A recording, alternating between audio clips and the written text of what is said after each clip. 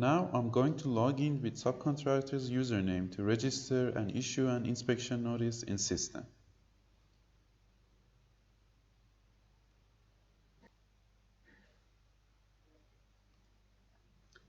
As I said earlier, system is based on inspection test plan. And now after selecting the project, I will choose the inspection test plan.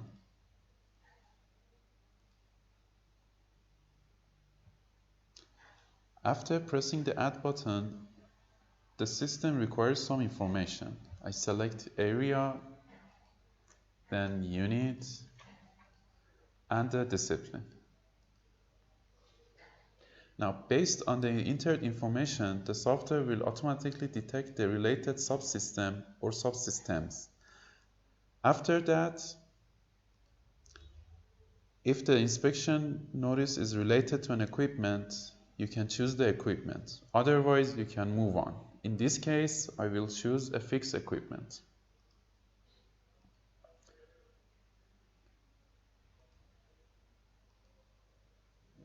Now, a new record is added in the system. We select the related activity and the subcontractor and the owner. The system is designed in a way that the subcontractor can only see their records and only select themselves as the subcontractor. The same thing applies to owner too. The subcontractor can only select their owner. I must add that we can give administrative roles to some users so that they can see all the information without any limitations. Now we select the sub-activity or activities for this inspection notice. After pressing the add button in the pop-up, we can see the list of sub-activities which have not been selected for this equipment. We can select one or more.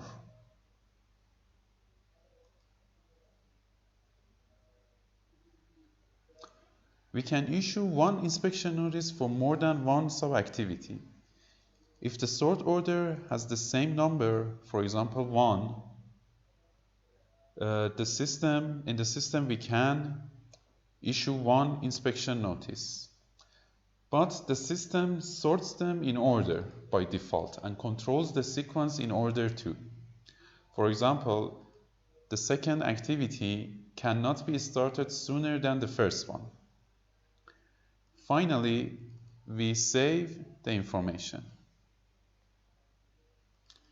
Now we move on to issue an inspection notice.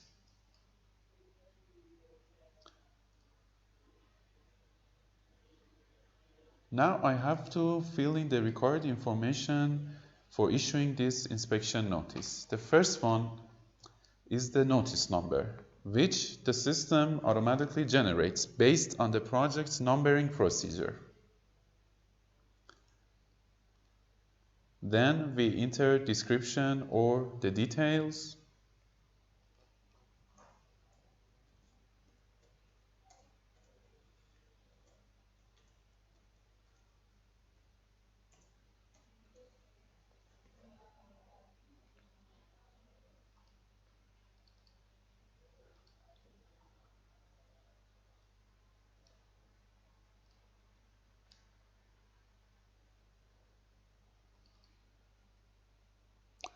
And after that, I choose the proposed inspection date, which actually is the subcontractor's proposed for inspection date. Then the duration of inspection, which is per day, for example, could be 2 days.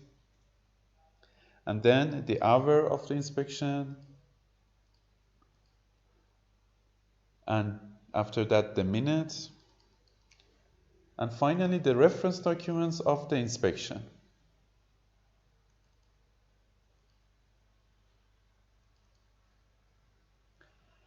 After pressing the Save button, this work will begin its flow, which was explained earlier. I have to add that the required information in this list is completely customizable and can be changed to cover your needs. Also, if you need to upload any documents, you can upload them with this button here. Now let's check the flow.